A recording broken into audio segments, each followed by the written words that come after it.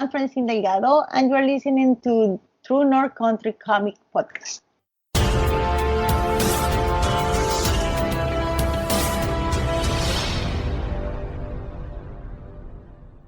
Welcome to a special edition of the True North Country Comics Podcast, dedicated to promote Canadian comic book creators and supporters. It's May 22nd, 2021. I'm John Swinimer. If you want to drop me a line, you can contact me at john@truenorthcountrycomics.com. These podcasts are published to celebrate the exhibitors of this year's virtual edition of the Toronto Comic Arts Festival. TCAF is an annual event gathering comic book creators from around the world to promote broad and diverse voices towards the betterment of the medium of comics through panels, keynote exclusives, and just basically enjoying the fun of comics. On this episode, I chat with Francine Delgado at TCAF 2021. This podcast is available on Apple Podcasts and Google Podcasts. It's also available on the True North Country Comics channel on YouTube. I invite you to like and subscribe. Francine is a passionate Costa Rican comic and visual development artist. She's been living and working in Vancouver, British Columbia since 2014 as a lead and senior designer for feature films and TV shows. Creating new worlds and telling character stories as a visual way has always been her passion.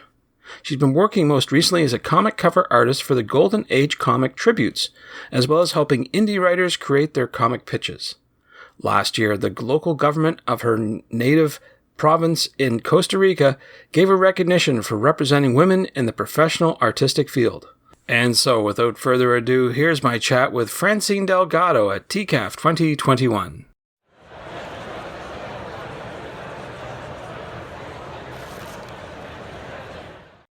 Francine Delgado, good chatting with you again. I hope you're doing well.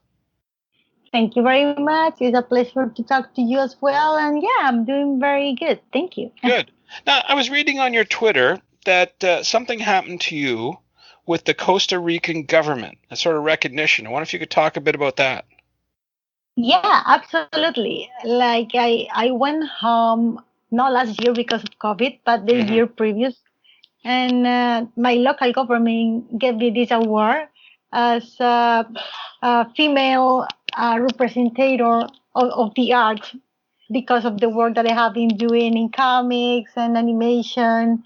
And I didn't expect it. So that was something very surprising. And I don't know, I really appreciate because, you know, sometimes you are not recognized back home, and that happens often. And so it was very surprisingly and a very cool thing. Yeah, absolutely. It's a great honor, absolutely, to be recognized in that artistic field. That's tremendous. So congratulations on that for sure. Thank you very much. And one thing that I love, it was like during the ceremony, there was this, I don't recall what was her position, but it was one of the women in government. She was on a call with her daughter. And after the whole ceremony passes, she handed me the phone and told me like her daughter was 13 or 14 years old, and she want to speak with me because she want to tell me like how inspired it was for her to know that other women were like, thrilled in this field. And so that was super cool, like to speak with a younger female artist that is just starting his art life, and to know that I was helping to inspire her in sort of way. So that was amazing. Absolutely. That doesn't happen too often, that's for sure. It's nice to know that you can inspire other people. So tremendous. Good work there for sure. So let's talk about what you're up to, who you're reading these days. Typically, I ask an artist, who or what inspires you. So to that end, I'm wondering, who are you reading these days that inspires you? Well, like this year, I have been reading a lot of indie artists. You know that a lot of comics, a lot of artists went to Kickstarter on the pandemic year. And it was like a great year for creators. And this one is not an indie, but it's one of my favorites. I am reading a lot of Doug Warner. I don't know if I'm pronouncing his name correct, but if not, I'm sorry, Doug.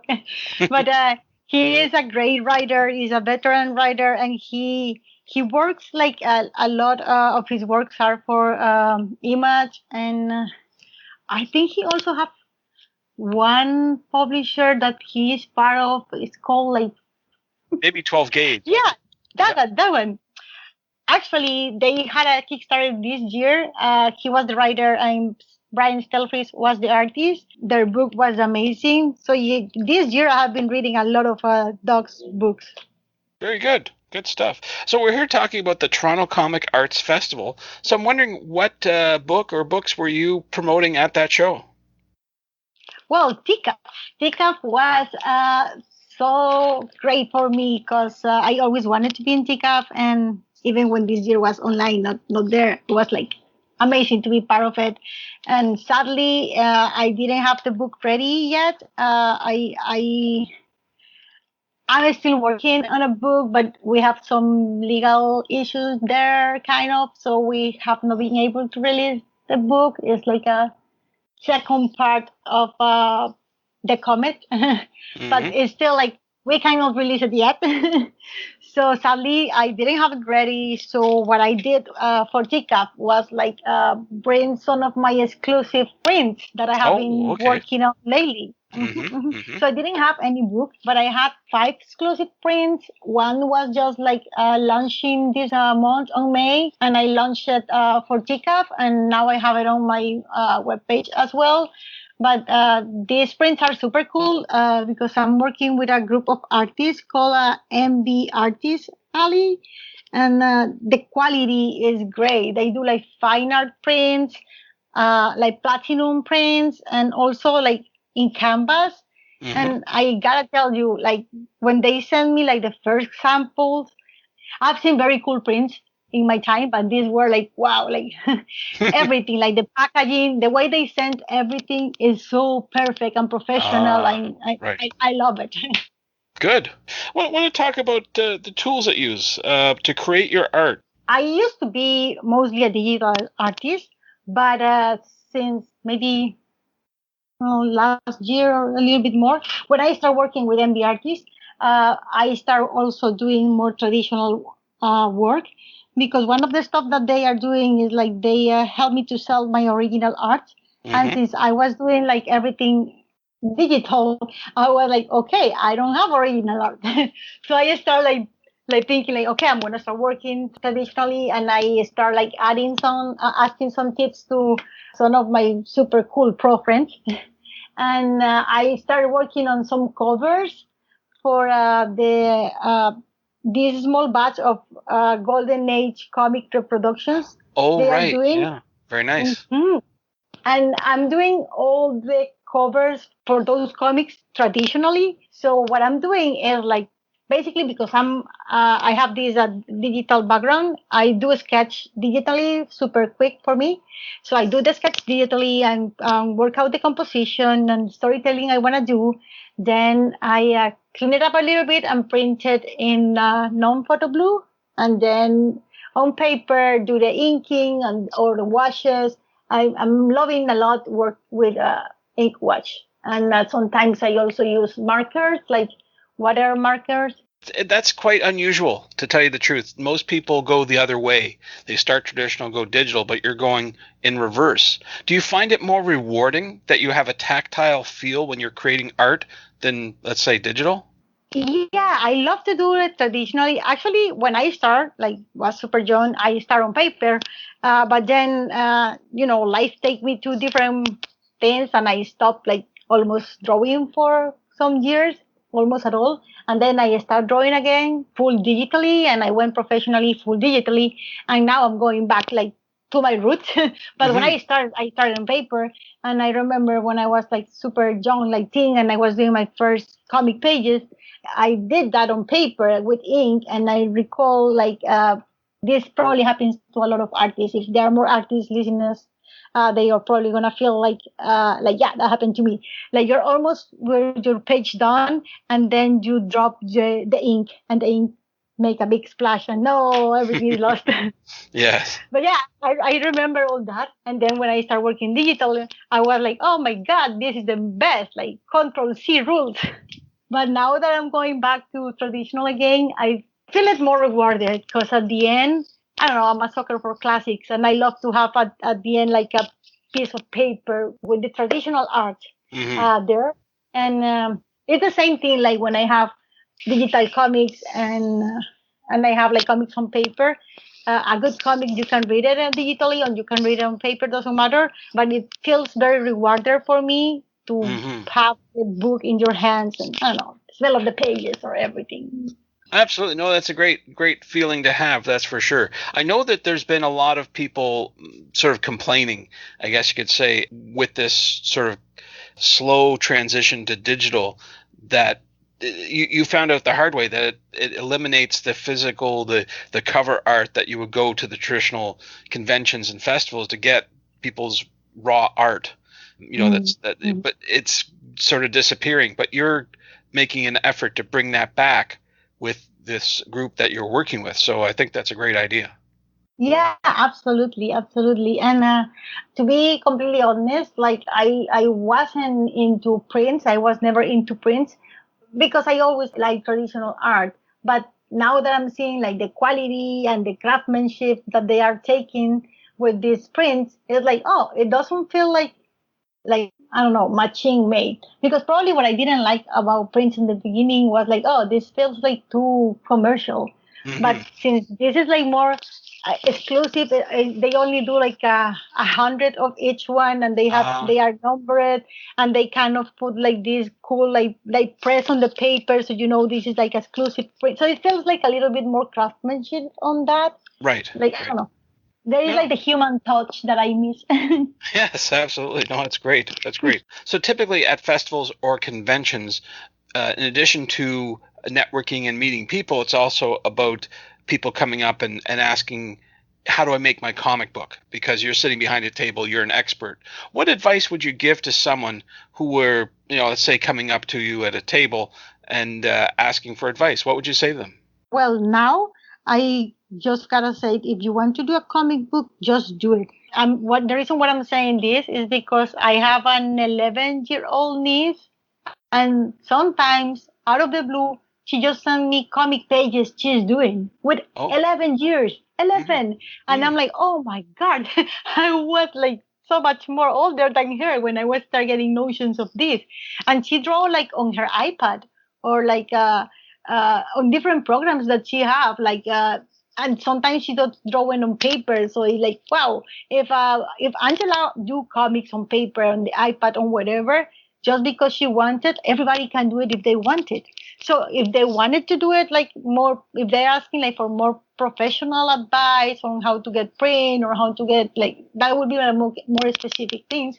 But if what they only wanted is like to know how to do it, is like okay, you have an idea, write your script, make your thumbnails, make sure you can read them even if they don't have balls, because for me the most important thing in a comic is the storytelling. And if that works, just start drawing. You don't even need to be like the best artist in the world to be a great comic artist. You just need to work in your storytelling and your craftsmanship telling story basically. That's good advice. Absolutely, for sure. So you've talked about the prints that you're working on. I'm wondering if there's anything else coming in the future for you that you can talk about now. Any new projects that are coming around the corner? Yeah, like that I can talk about it now is like in August, there is a convention in Florida. I think it's called UltraCon. And I'm gonna be there, and they are gonna have like this exclusive comic, like the Golden Age comics. They asked for one of, I don't know if you're familiar with Wiz Comics. Yes, Wiz Comics. I think that Yeah, I could be wrong, but I think that's where Captain Marvel yeah, first exactly. appeared.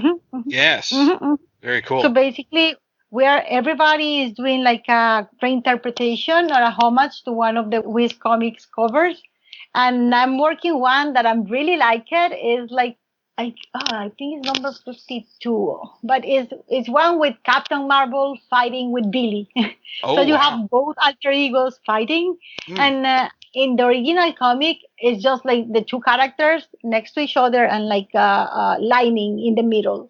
But I kind of took the idea because I love the idea of like the two alter egos being separated and fighting about it, about something. And I draw like this big Captain Marvel and little Billy, like looking Hmm. up to him and telling him like, "Let me live my life, Captain Marvel." So That yeah, should be good. I'm having a lot of fun with that one. And actually, this cover is being inked by Marvel and a DC inker, Mustafa Musa. And it's the Oh. first time like a professional inker is inking one of my liners, so it's pretty cool. Absolutely. That's really cool. Good stuff. So where do you recommend people go to purchase your art? Is there a place online that you recommend they go? I have my store now is like www.francinedelgado.com, as Francine as my name, Francne, and Delgado Delgado.com. But yeah, you just look for francinedelgado.com, and I have there all my newest art, and each week there is like one of the prints that have free shipping.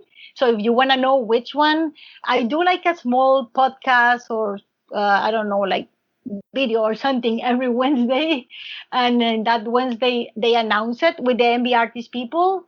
Yeah, you can also purchase my stuff at mbartist.com, and if you go to MB Artist Facebook page or YouTube page, you can go to these round tables. We call it like artist round tables every Wednesday from I'm gonna set the time in Pacific time. Pacific time is from noon to 1:30, and every week we have like a print that has free shipping, not just from me but from other artists that are on the group. It's a pretty cool group of artists. Yeah, it sounds pretty cool for sure. Good stuff. Well, Francine, those are all the questions I have for you, but is there something I didn't ask that you'd like to get across in this interview? I just love comics, and I haven't doing like any sequential pages in a while, so I'm really just like dying to publish new stuff. And as soon as I have something, I'll let you know, and I try to let everybody else know.